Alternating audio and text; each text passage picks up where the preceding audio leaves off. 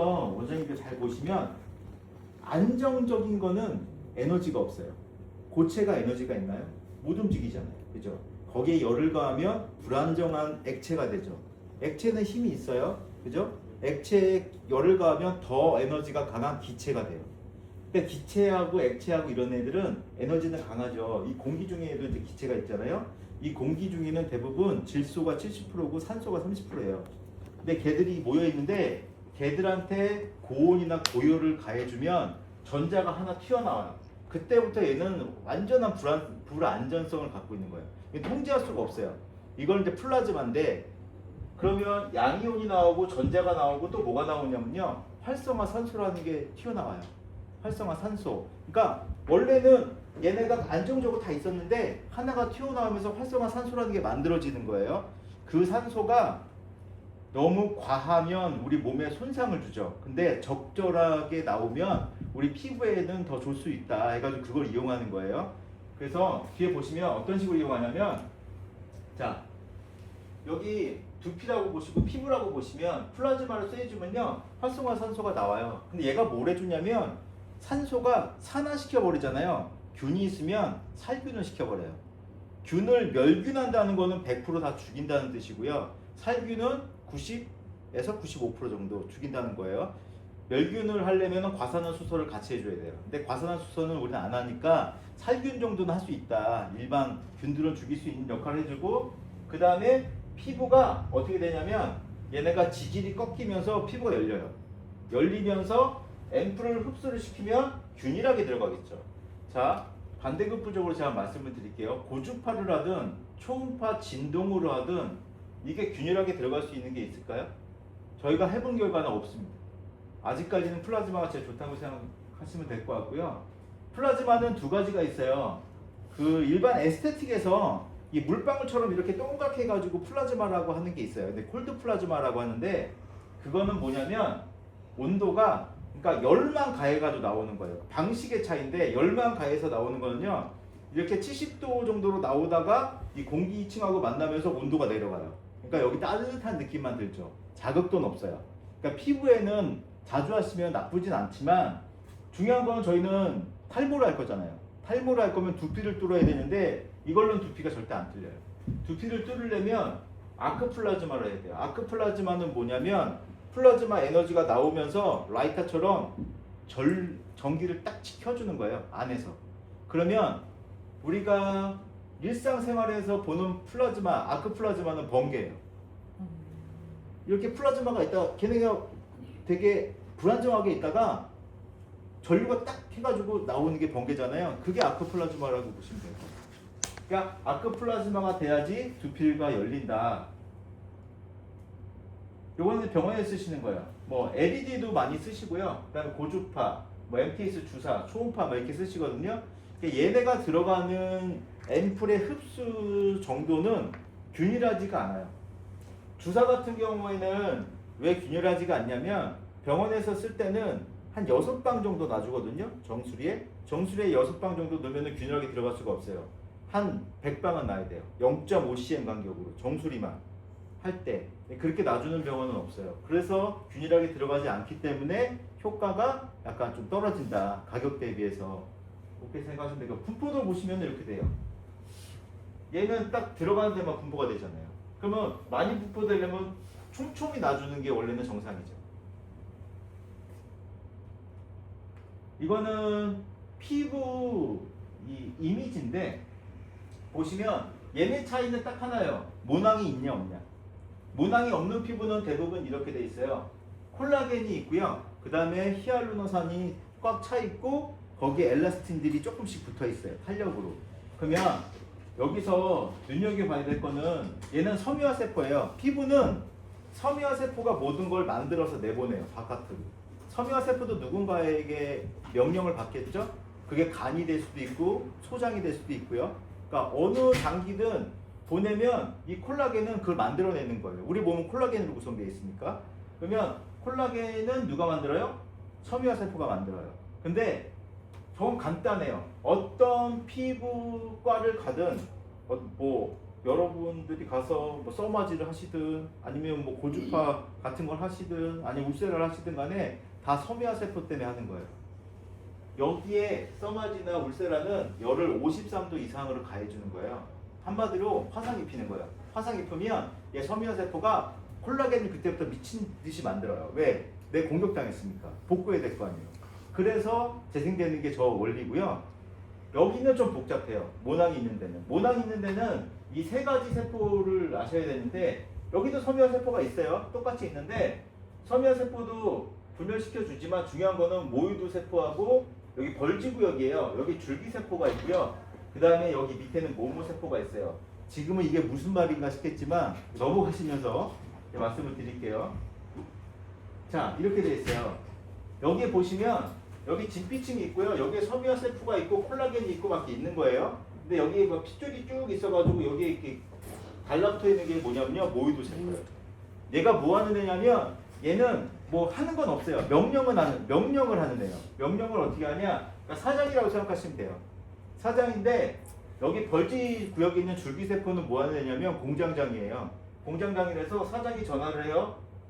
물건을 만들려고 하면 얘는 생산직, 모모세포는 생산직이에요. 얘는 머리카락만 만들어내는 애예요. 그럼 얘는 머리카락을 만들어내죠. 이 연결이 잘 되면은 우리는 머리가 잘 나죠. 그러면 여기서 한번 질문해 볼게요. 이 전화로 지시를 하잖아요. 여기서는 이 전화로 지시하는 게 우리가 얘기하는 뭐가 될까요? 그게 성장 인자예요. 원장님들이 펩타이드라고 하는 거, 펩타이드, 줄기세포 배양액, 그 다음에 엑소점, 그런 게 뭐예요? 다 이거예요. 이거. 자, 여기서 다시 한번 질문해 볼게요. 근데 이 사장님이 아프세요? 아니면 공장장이 아프든가 아니면 얘가 아파. 그러면 그 지시를 잘 받을 수 있을까요? 못 받죠.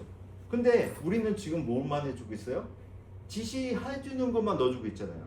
그러니까 결국은 그 순간만 하는 거예요. 그래서 일주일에 한 번씩 받아야 되는 거예요. 그게 없어지면은 또 없어지니까. 근데 결국은 복구가 안 된다는 얘기죠. 보시면 이게 결론입니다. 모유두 세포가 성장인자를 분비해서 얘한테 줄기세포한테 만들려고 해요. 모모세포를. EGF를 분비를 하든 FGF를 분비를 하든 얘한테 분비를 한단 말이에요. 그러면 얘는 뭐예요? 생산직한테 또 성장인자를 보내요. 보내서 얘는 또 뭐예요? 계속 분할을 하기 시작하는 거죠. 그러니까 성장인자라는 거는 자, 저는 여러분 원장님들한테 말로서 설명하잖아요. 근데 세포는 언어가 이게 언어라고 보시면 돼요. 성장인자들이 언어예요. 우리가 백혈구들을 부를 때도요 언어가 있어요. 그걸 뭐라고 하냐 사이토카인이라고 해요. 이거는 그냥 성장인자라고 하고 언어만 다른 거죠. 한마디로 얘기하면. 자, 여기 보시면 성장기, 퇴행기, 휴지기는 다 아실 거예요. 근데 우리가 어느 때 성장 신호를 보내야 되냐면 휴지기 때 보내야 돼요. 휴지기 때 성장 신호를 보내서 다시 머리카락이 만들어지는, 하나가 빠지고 하나가 다시 나는 이게 돼야 되는데 요때 우리가 문제가 많이 발생해요. 휴지기 때. 뭐 때문에 발생하냐면 대부분 95%는 남성형 호르몬 때문에 발생해요. 95% 정도는. 나머지 5%는 거의 스트레스성이고요. 그 보시면 남성 호르몬 전체를 뭐라 그러냐면 우리가 안드로겐이라고 그래요. 그냥 안드로겐성이다. 그럼 남성 호르몬이라고 생각하시면 되는데 그 중에 테스토스테론이라는 게 있어요. 저것도 남자인데 테스토스테론이 저 효소를 만나요. 그러니까 이름만 좀 어려워요. 그러니까 5알파 효소를 만나서 그러면은 뭐가 생기냐면 새로운 에너지, 그러니까 새로운 호르몬이 생겨요. 저게 뭐냐면 DHT라는 거예요. 원장님도 책을 잘 보시면 DHT라는 게 굉장히 많이 나와요. 저거는 디하이드로 테스토스테론이라고 더 강한 호르몬이에요. 그게 어디에 많이 모여 있어요? 정수리하고 전립선에 많이 모여 있어요. 그래서 남자는 나이가 들면 전립선이 더 커져요. 전립선 비대증도 걸리고요. 그래서 약은 뭐 하는 거냐? 얘 대신에 약이 얘한테 달라붙어서 얘를 못 만들어내게 하는 게 약이에요. 그러면 결국은 약을 먹으면 머리가 나는 게 아니라 덜 빠지게 하는 역할은 하겠죠. 그래서 약을 드시려면 빨리 드셔야 돼요. 20대부터. 탈모 시작될 때부터 먹어야지 머리가 덜 빠지지 일단 빠지고 나서 머리가 나게 하는 건 아닙니다. 약은. 그렇게 생각하시면 되고요. 그 다음에 두 번째는 염증, 그 다음에 노화 촉진 때문에 그런 거야. 호르몬이 원래 혈관을 타고 움직이거든요. 얘가 모이도 세포에 달라붙어요. 얘가 테스토스테론이. 그 다음에 원장님들 화나잖아요. 걔네도 코티솔이 다 딱 가가지고 여기 달라붙어요. 달라붙으면 뭘 막아요? 아까 전화를 못하게 전화선을 끊어버리는 거예요. 얘는. 그러니까 휴지기로 계속 있는 거죠. 그럼 어떻게 돼요? 머리가 점점점 얇아지고 그리고 안 나요. 더 길어지진 않습니다. 거기서 끝나는 거지. 그렇게 되면은 결국 뭘 해줘야 되냐? 요거 아까 말씀드린 거. 자, 펩타이드가 뭐냐면요. 펩타이드는 아미노산이 20가지가 있어요. 근데 걔가 2개가 결합하면 그냥 펩타이드라고 해요. 그 다음부터는. 자, 글루타치온이라고 있죠. 저희 글루타치온 다 아시죠? 글루타치온은 3가지 아미노산이 결합된 펩타이드예요. 그러니까 3가지 아미노산이 결합된 펩타이드다. 그러니까 펩타이드는 아미노산이 결합된 거라고 생각하시면 돼요. 펩타이드가 많아지면 그게 뭐라 그러냐면 그때부터 단백질이라고 그래요. 아미노산 수에 따라서 이름만 달라지는 거야. 얘는 그냥 어떤 역할을 하냐면 문자 메시지 정도의 역할을 해요. 그냥 역할하는 게 그게 크지 않죠. 가장 약한 애고요. 그 다음에는 이제 줄기세포 배양액이 카톡이라고 생각하시면 돼요. 좀 빨라요. 얘는. 그 다음에 엑소점. 여기에서 아주 강한 애들만 모아놓은 게 얘라고 보시면 돼요. 엑소점. 그 다음에 PRP라고 병원에서 쓰시는 거는 PRP예요. PRP는 혹시 들어보셨는지 모르겠지만 내 혈액에서 채취해가지고 두피에 놓는 거예요. 이게 PRP예요. 예. 요거는 좀 강한 거예요. 전화를 한다고 생각하시면 돼요. 즉각적이네요. 바로 성장 신호를 넣어주는 거야. 근데 얘네는 3주에 한 번씩 해야 돼요. 여기 얼마냐면요. 한 1에 30만 원 정도 받아요. 최소. 그래서 50만 원까지 받아요. 3주에 한 번씩은 무조건 하셔야 돼요. 병원에서는 지금 요거를 안 하는 추세인데 왜 안 하냐면 계속 해야 되니까. 안 하면은 다시 머리 빠져요. 그래가지고 요걸 많이 먹어서 요새 안 하고요. 요즘에는 요걸로 많이 갔어요. 지방 줄기세포 치료라고 어떻게 하냐면, 자, 아까 벌지 줄기세포라고 있었죠. 원장님들 배나 그 허벅지에서 지방 세포를 추출을 해요. 그래서 동그란 막 돌리면요, 거기 기름이 뜨거든요. 지방이 그 지방을 머리에다 넣는 거예요. 그러면 누면 과연 이 지방이 벌지 줄기세포가 될까요? 그건 잘 모르겠어요. 될 수도 있고 안 될 수도 있겠죠. 그러면 사람마다 그거는 편차가 심해요. 왜?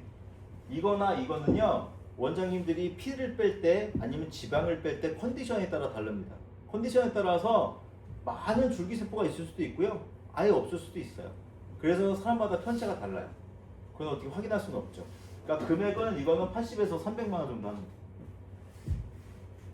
그러면은 이제 제가 한 개까지 말씀드렸고, 그러면 결국은 뭘 해야 되냐? 제가 2년 전부터 계속 말씀을 드렸었는데 PDRN을 무조건 하셔야 돼요. PDRN이 뭐냐면 연어의 정자에서 추출한 거예요. 연어의 정자도 단백질이거든요.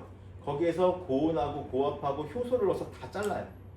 단백질을 다 자른 다음에 거기 안에 있는 DNA를 DNA 조각이죠. 조각을 잘라내는 거예요. 여기서 DNA를 좀 크게 자르면요, 의료기기가 되는 건데요. 이게 니쥬란이에요. 좀 크죠? 크면 주사로밖에 안 들어가요. 이건 MTS나 아니면은 플라즈마로 들어갈 수 없습니다. 그래서 주사로만 넣는데, 근데 한 가지 제가 원장님한테 말씀을 드리는 건 왜 크게 잘랐을까요? 굳이? 왜냐면 니쥬란은 2가지를 잡으려고 한 거예요. 필러를 놓죠. 그러면은 분자량이 크니까 지지대 역할을 좀 하겠죠. 그러면서 재생도 조금 되게 하는 거예요. 재생 역할은 좀 작아요. 니쥬란을 머리에 맞는 거 보셨어요? 무릎은 맞아요. 머리에는, 왜냐면 무릎은 지지대 역할도 해주는 게 필요하니까 피부하고 무릎에만 니쥬란 같은 걸 맞고요. 대부분 재생 치료할 때는 PDRN을 놓습니다. 왜냐면 PDRN 같은 게 재생 효과가 훨씬 좋아요. 대부분 작으니까 지지대 역할을 못 해주죠. 그러니까 차이는 분자량이 크냐 분자량이 작냐 그 차이예요. 근데 얘가 왜 사람 피부에 좋냐면, 얘가 봤더니 원래 어류하고 사람은 DNA 구조가 70% 정도밖에 유사하지 않은데 유독 연어의 정자에서 뽑은 애만 DNA 구조가 사람 피부하고 95% 유사하다는 것을 저희가 발견을 했어요. 그래서 사람한테 넣어보니까 DNA 넣어보니까 어떻게 하더라? 얘네가 갖다 쓰더라. 어떻게 갖다 쓰냐? 자, 대부분 피부 같은 데는 손상이 많이 없을 수도 있는데요. 탈모가 시작된 데는 거의 손상이 됐다고 보시면 돼요. 세포가. 손상이 됐어요. 그러면 손상을 감지해요. 얘가. 원래는 지가 복구를 해야 되는데 지가 복구를 못하니까 PDR에 들어왔잖아요. 갖다 쓰는 거예요. 그러니까 조립한다고 생각하시면 돼요. 재료. 하나의 재료가 되는 거죠. 그래서 DNA 활성되면 그 다음에 어떻게 돼요? 내가 복구가 끝났잖아요. 복구가 끝나면 재생이라는 건 다시 세포를 분열하는 겁니다. 분열해야 재생이 되는 거죠. 그렇게 생각하시면 돼요. 그렇게 되면은 세포가 염증을 완화시켜줘요. 그러니까 염증이 있으면 본인이 완화시켜요. 완화시키고 성장인자도 세포에서 분비를 해요. 성장인자를 다른 걸로 넣어주는 거하고 세포가 복구해가지고 분비하는 거는 굉장한 차이가 있습니다. 효과적으로는 차이는. 그 다음에 혈관도 재생하고 확장시켜줘요. 왜? 먹고 살아야 될 거 아니에요. 그러니까 산소하고 그걸 하려고 확장시켜요. 본인이. 그런데 일부러 확장시켜주는 약이 있어요. 그걸 뭐냐면 미녹시딜이에요. 미녹시딜은 혈관하고 이거는 확장만 시켜주는 게 미녹시딜이다. 미녹시딜은 성분 이름이 미녹시딜이에요. 이름 자체가. 걔는 원래는 혈압약으로 만들었어요. 그래서 미녹시딜은 뭐지? 부작용이 하나 있어요. 담호증이라고 해서 털이 여러 군데에서 날 수 있는 그런 부작용이 있습니다. 그래서 결국은 모낭에 이 모이도 세포를 재생하는 게 가장 중요하거든요. 얘가 명령자잖아요. 사장이잖아요. 사장님을 고쳐줘야 회사가 돌아가니까 얘를 고쳐줄 수 있는 거는 결국 PDRN을 넣어서 근본적인 걸 완화시켜주면은 계속해서 사이클이 돌아간다. 그렇게 이해하시면 될 것 같습니다. 요거는 피부인데 피부는 간단해요. 피부는 집어넣으면 섬유화 세포가 모든 걸 다 하거든요. 섬유화 세포는 재생이 돼요. 그리고 섬유화 세포는 계속 재생시켜주면 콜라겐과 엘라스틴과 히알루론산을 계속 만들어서 피부는 좋아지게 돼 있습니다. 요거는 논문인데요. 작년에 나온 논문이에요. 여성 17명, 남성 11명인데 이분들은 다 남성 호르몬 탈모자였어요. 근데 나이는 44.9세 평균 4회 정도 시행을 했고요. 프로테이지는 2% 정도로 했거든요. 얘네가 딱 보면 모발 굵기하고 밀도는 증가했어요. 부작용은 없었고. 여기 4개월까지 지속이 됐다는 게 중요해요. 왜냐하면 이 실험을 4개월만 했거든요. 1년을 했으면 1년까지는 지속이 됐을 거예요. 지속이 가능하다고 보시면 될 것 같습니다. 이건 저희 제품인데 저희는 PDRN이 5% 정도 들었어요. 5% 들어있는 제품은 없습니다.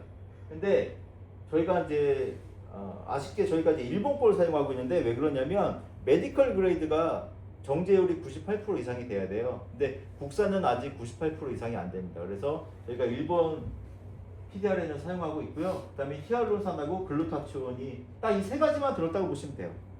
그러니까 어떠한 제품을 만들 때 한 가지 중요한 거를 많이 넣는 게 중요한 거지 여러 가지 제품이 들었다고 그게 좋은 제품은 아니다. 그렇게 말씀드립니다.